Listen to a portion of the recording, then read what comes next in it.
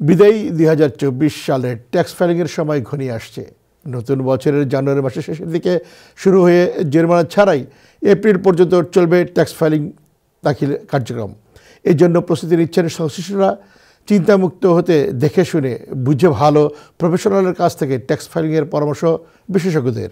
বিস্তারিত রিপোর্টে। উৎসাহ উদ্দীপনার মধ্য দিয়ে চলে যুক্তরাষ্ট্রে ট্যাক্স ফাইলিং মাস।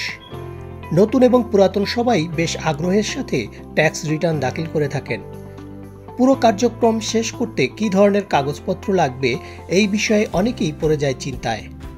সঠিক পন্থায় কিভাবে খুঁজে পেতে পারে এর সমাধান, সে বিষয়ে জানালেন বিশিষ্ট ট্যাক্স সিপিএ মোহাম্মদ চিশতি।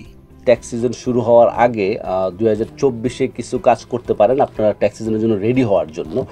আপনারা আপনাদের ডকুমেন্টগুলো অর্গানাইজ করেন। আপনাদের W2, 1099 যে ইনকাম ডকুমেন্ট আছে সেগুলো আপনারা কালেক্ট করার ব্যবস্থা করেন অ্যাজ সুন অ্যাজ পসিবল 2025-এ যখন ট্যাক্স ফাইল শুরু করার আগে। এবং এই এন্ড অফ দ্য ইয়ার 2024 সালের আমাদের আর কয়েকদিন বাকি আছে। আপনাদের যদি কোনো আপডেট থেকে থাকে, কোনো কারেকশন থেকে থাকে, আপনি আপনার এমপ্লয়ারের সাথে যোগাযোগ করেন। আপনার নাম চেঞ্জ থেকে থাকে, অনেকে দেখা গেলো যে বিয়ের কারণে নাম চেঞ্জ হয়, অনেকে অন্য কোনো কারণে আপনার নাম চেঞ্জ হতে পারে। সেক্ষেত্রে আপনি আপনার নাম বা অ্যাড্রেস যদি চেঞ্জ হয়ে থাকে, এই অ্যাড্রেস চেঞ্জের ব্যাপারটা আপনি এমপ্লয়ারকে জানান। কারণ জানুয়ারির 31 তারিখের মধ্যে আপনার এমপ্লয়ার আপনার জন্য 1099 বা W2 যেটা ইস্যু করবে, সেটা যদি আপনার অ্যাড্রেস রং থাকে তাহলে কিন্তু আপনি পাবেন না। আর আপনার যদি রং ইনফরমেশন থাকে যেটা, তাহলে হয়তো আপনার রং ইনফরমেশন IRS-এর কাছে একটা W2 ইস্যু হবে, সেটাতে আপনারা পাওয়ার সম্ভাবনা কম থাকে।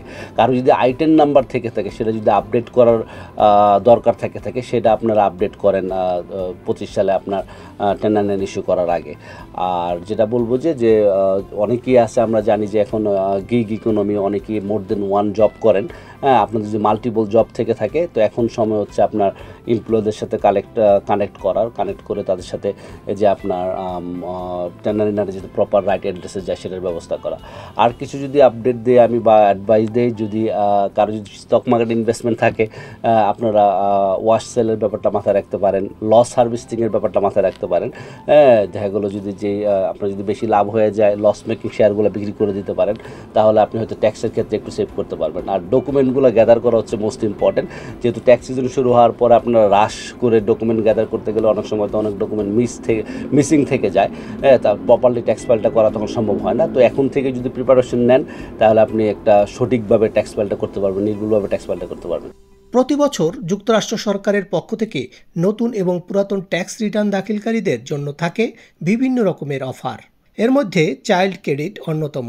এবছর চাইল্ড ক্রেডিট কি পরিমাণে গ্রাহক পেতে পারেন, এ নিয়ে কথা বলছেন BD tax and accounting LLC এর প্রেসিডেন্ট মুনির আহমেদ। নতুনদের উদ্দেশ্যে আমি যেটা বলবো, নতুনদের প্রথম ট্যাক্স ফাইলটা অত্যন্ত ক্লিন ওয়েতে, একটা প্রফেশনাল ওয়েতে, কারেক্ট ওয়েতে ট্যাক্স ফাইলটা করা উচিত। স্পেশালি যাদের চাইল্ড আছে বা বাচ্চা কাচ্চা আছে, যেহেতু তাদের ক্রেডিট ক্লেম করার ব্যাপার থাকে, সেটা কোনোভাবেই রং কোনো কিছু না করে ট্যাক্স ফাইলটা করা উচিত হবে না। এবং একটা ইম্পর্টেন্ট বিষয়, চাইল্ড যদি থাকে তার রেসিডেন্সির ব্যাপার থাকে, এখানে 6 মাস থাকতে হয়। সো অনেক ক্ষেত্রে অনেকে ভুল করে এই ধরনের ক্লেম করে, আর্ন ইনকাম ক্রেডিট ক্লেম করে, বা ইনকামটাকে অনেকটা হয়তো দেখলো ইনকাম নাই, ইনকামটাকে তৈরি করে বানানো হয়েছে, এগুলো প্রুফ অনেক ক্ষেত্রেই চায়। সেক্ষেত্রে ট্যাক্স রিটার্নটা প্রথমবার যদি কোনো প্রবলেম হয়ে যায়, সেগুলো প্রুফ না দেওয়া যায়, সেটা একটা রেড ফ্ল্যাগের মধ্যে পড়ে যাবে এবং তার কনসিকুয়েন্স ফলোইং ইয়ারেতে পড়বে।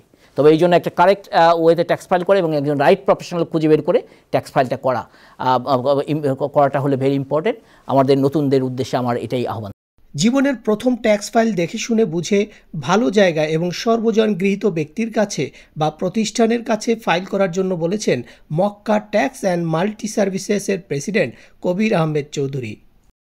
ইনকাম ডকুমেন্ট, খরচপাতির ডকুমেন্ট, ডিপেন্ডেন্টের information, banking information, related document যেগুলো আছে সবগুলা একসাথে গ্যাদার করার পরে আপনি প্ল্যান করে যেখানে প্রিফার করেন ফাইলিংয়ের জন্য আসলে আপনার আর ব্যাক অ্যান্ড ফোর্থ করতে হইল না।